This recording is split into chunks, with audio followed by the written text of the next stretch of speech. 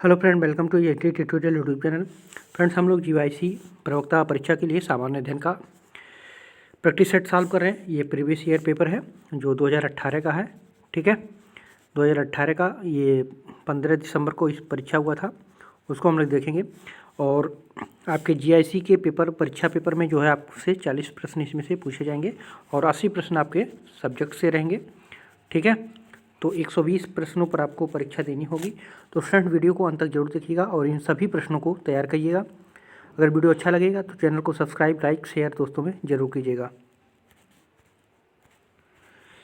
पहला प्रश्न पूछा गया था, निम्नलिखित देशों में किसमें फीफा विश्व कप 2018 आयोजित किया गया था। तो जो 2018 का फीफा विश्व कप हुआ था वो रूस में हुआ था। ठीक है, तो सी ए ऑप्शन सही हो जाएगा आपका। ठीक है, और जीता कौन था 2018 का? तो ये जीता था आपका फ्रांस। ठीक है, फ्रांस जीता था। किसको हराया था? क्रोएशिया को। ठीक है, क्रोएशिया को हराया था।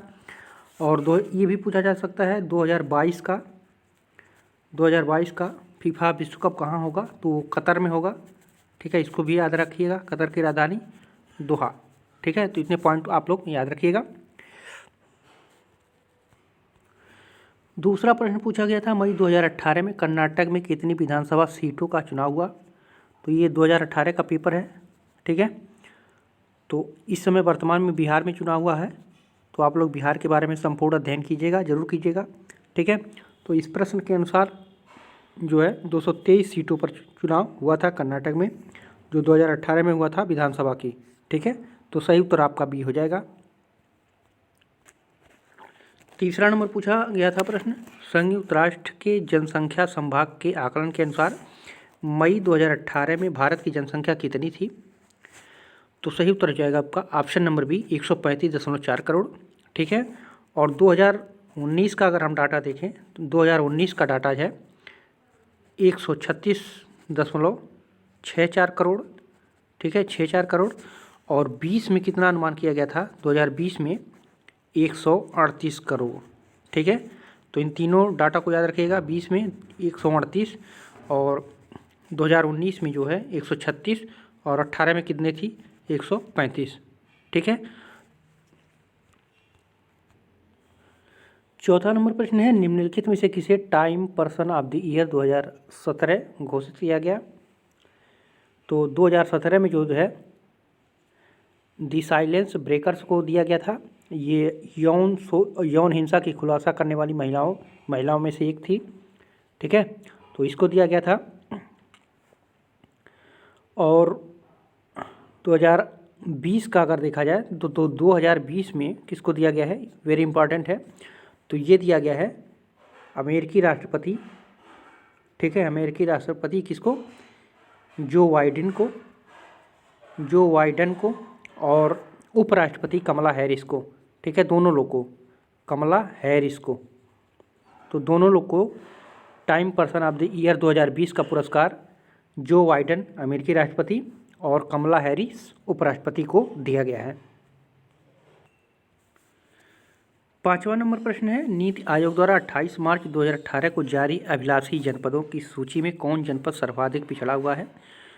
तो सर्वाधिक पिछड़ा हुआ है तो ये मेवात है। ठीक है, पहले नंबर पे है सबसे पिछड़ा हुआ। ठीक है, और उत्तर प्रदेश का अगर देखा जाए तो उत्तर प्रदेश का सोनभद्र है। ठीक है, सोनभद्र है जो 19वां स्थान इसको प्राप्त है। ठीक है, तो दोनों डाटा को आप लोग याद रखिएगा। पहले स्थान पे मेवात हरियाणा का और सोनभद्र जो है यूपी का। छठवां नंबर क्वेश्चन पूछा गया था, निम्नलिखित में से किसे भारतीय डीएनए फिंगरप्रिंटिंग तकनीक का जनक कहा जाता है? तो सही उत्तर हो जाएगा आपका option number B, Lalji Singh को। ठीक है, और लालजी सिंह का इनका हाल ही में 2017 में निधन हुआ है अभी। ठीक है, और ये भारत के पहली बार जो है क्राइम इन्वेस्टिगेशन के लिए वर्ष 1988 में, ठीक है, डीएनए फिंगर प्रिंटिंग का इस्तेमाल किया था। और पितृत्व से जुड़े इस मामले को सुलझाने के लिए जो है 1991 में पहला डीएनए फिंगर प्रिंटिंग आधारित सबूत जो है भारतीय न्यायालय में पेश किया गया था। ठीक है, तो इसका अगर खोज किया कहा जाए तो 1988 को माना जाता है। ठीक है, और इनका 2017 में मृत्यु हुई और सबसे पहले प्रयोग किया गया था 1991 में। ये भी याद रखिएगा, ये दोनों को याद रखना है आपको, कब शुरू हुआ, कब खोजा गया, कब इस्तेमाल किया गया और कौन किया।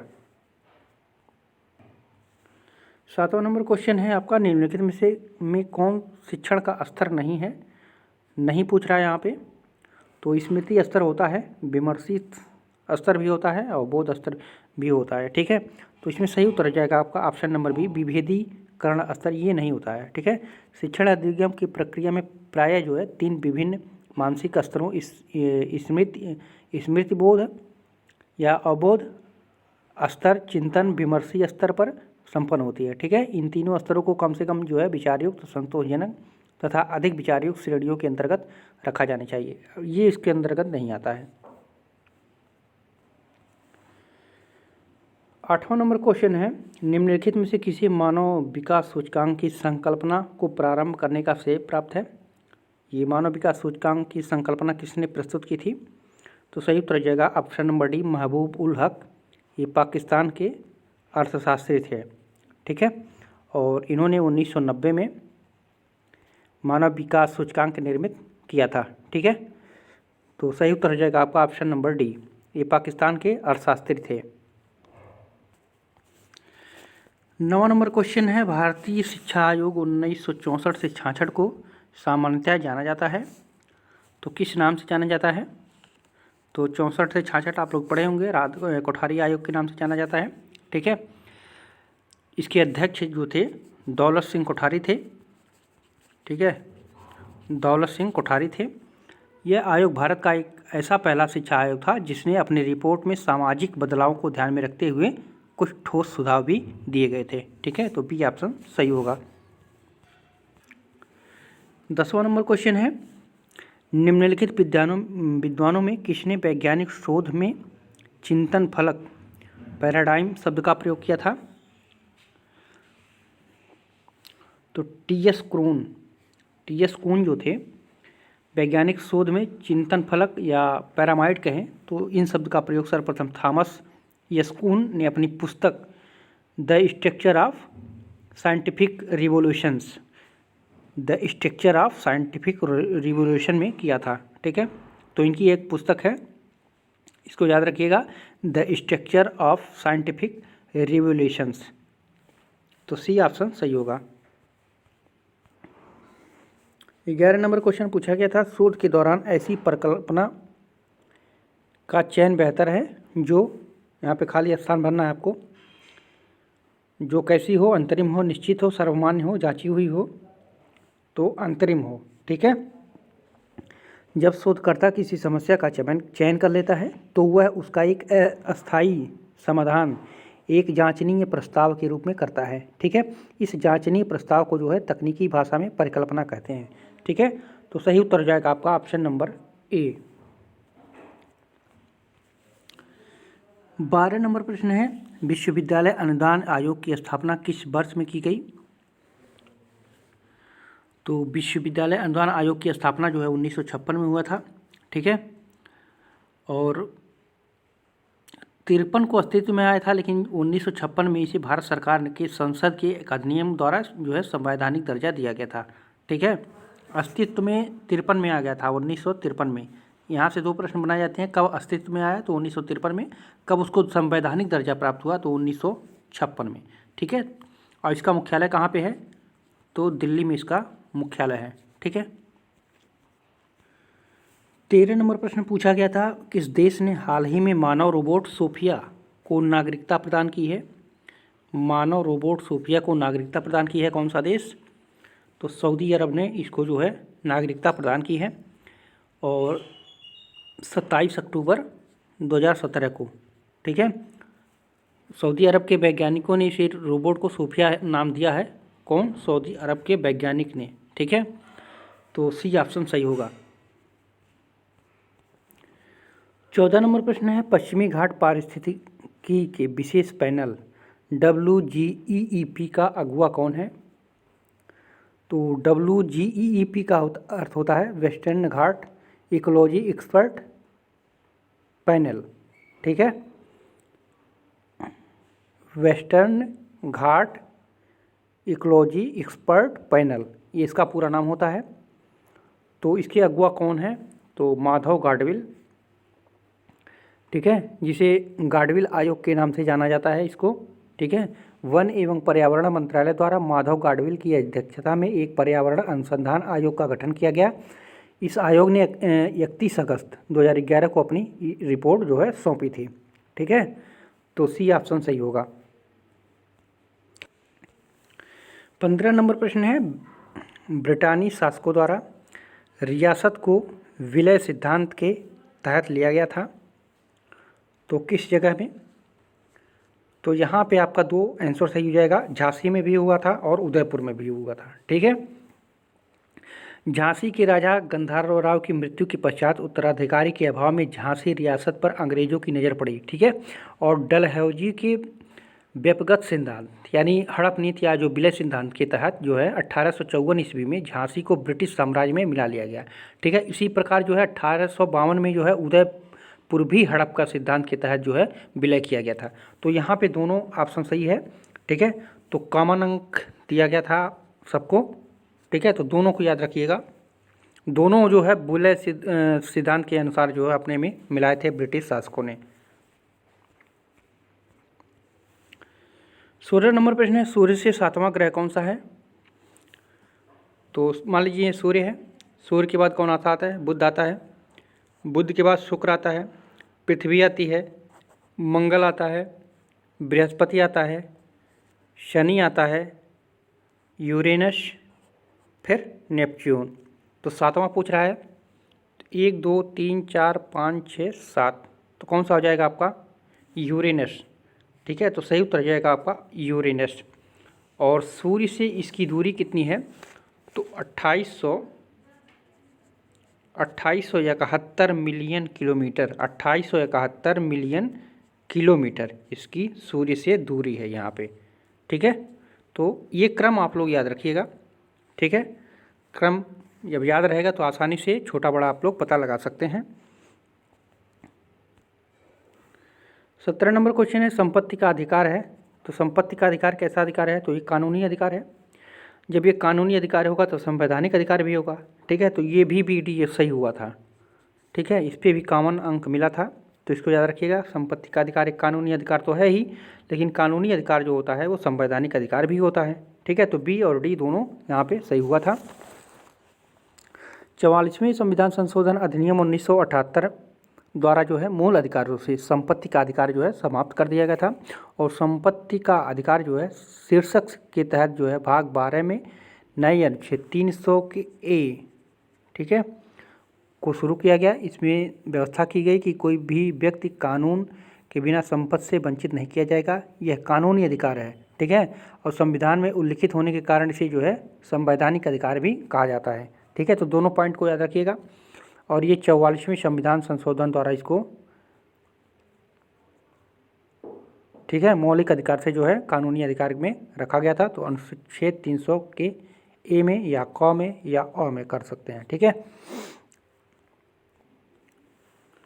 18 नंबर क्वेश्चन है, भारत के मुख्य निर्वाचन आयुक्त की नियुक्ति कौन करता है? तो ये राष्ट्रपति करता है, ठीक है। भारत का मुख्य निर्वाचन आयुक्त की नियुक्ति राष्ट्रपति करता है। इसका कार्यकाल 6 वर्ष या 65 वर्ष की आयु तक, ठीक है, जो भी पहले हो, तो राष्ट्रपति द्वारा किया जाता है। 19 नंबर प्रश्न है, 2011 की जनगणना के अनुसार उत्तर प्रदेश के निम्नलिखित जनपदों में किसमें महिला साक्षरता दर सर्वाधिक है? तो सर्वाधिक साक्षरता दर अगर देखा जाए तो कानपुर है, वहाँ पे 75% महिलाएं साक्षर मानी जाती हैं, 75.1% है, ठीक है। और लखनऊ दूसरे स्थान पे है, ठीक है, 71.5%। गौतम बुद्ध नगर तीसरे स्थान पे है, ठीक है, 70.8%। और चौथे पे है गाज़ियाबाद, ठीक है, गाज़ियाबाद चौथे पे है 70.6%। तो याद रखिएगा, 3-4 ज़िले का याद रखना है। सबसे ज़्यादा है कानपुर में, फिर लखनऊ में, फिर जो है गौतम बुद्ध नगर है ये, फिर जो है गाज़ियाबाद, चौथे स्थान पे है गाज़ियाबाद। ये 20वां नंबर क्वेश्चन है। निम्नलिखित राज्यों में कौन पवन ऊर्जा के उत्पादन में देश में अधिकतम योगदान करता है? पवन ऊर्जा के उत्पादन में अधिकतम योगदान कौन करता है? कौन सा राज्य है? तो ये तमिलनाडु है। ठीक है। नवीन एवं नवीकरणीय ऊर्जा मंत्रालय जो है 2016-17 अंतरिम आंकड़ों के अनुसार जो है तमिलनाडु में जो है 11,935 मिलियन यूनिट जो है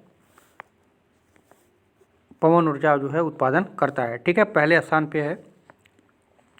दूसरे स्थान पे गुजरात है। ठीक है, वो जो है 7720 मिलियन यूनिट। तीसरे स्थान पे महाराष्ट्र है। तीसरे स्थान पे है। उसके बाद जो है राजस्थान का चौथा स्थान है। ठीक है, तो पहला तमिलनाडु है, दूसरे गुजरात है, तीसरे महाराष्ट्र है, चौथे पे राजस्थान है। ठीक है, चारों को याद रखिएगा आप लोग। 21 नंबर प्रश्न पूछा गया था, निम्नलिखित राज्यों में किसमें वनों के अंतर्गत सर्वाधिक क्षेत्रफल पाया जाता है? तो ये आप लोग जानते होंगे एमपी में। ठीक है, भारत वन स्थिति रिपोर्ट 2019 के अनुसार आंकड़ा है, ठीक है, के अनुसार क्षेत्रफल की दृष्टि से सर्वाधिक वनावरण जो है 77,482 वर्ग किलोमीटर। ठीक है, वर्ग किलोमीटर वाला राज्य जो है मध्य प्रदेश है। ठीक है, और उसके बाद जो है अरुणाचल प्रदेश है, छत्तीसगढ़ है, फिर उड़ीसा है, फिर महाराष्ट्र है। ठीक है, तो ये आप लोग याद रखिएगा, मध्य प्रदेश, फिर उड़ीसा, फिर महाराष्ट्र। 22 नंबर क्वेश्चन है, सिंधु की निम्नलिखित सहायक नदियों में कौन पाकिस्तान से होकर नहीं बहती है? तो ये ब्यास है।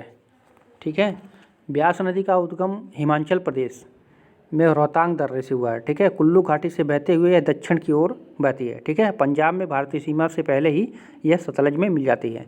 ये पाकिस्तान में नहीं बहती है ब्यास नदी। 23 नंबर प्रश्न पूछा जाता है, निम्नलिखित राज्यों में कौन भारत में लौह अयस्क का बृहत्तम उत्पादक है?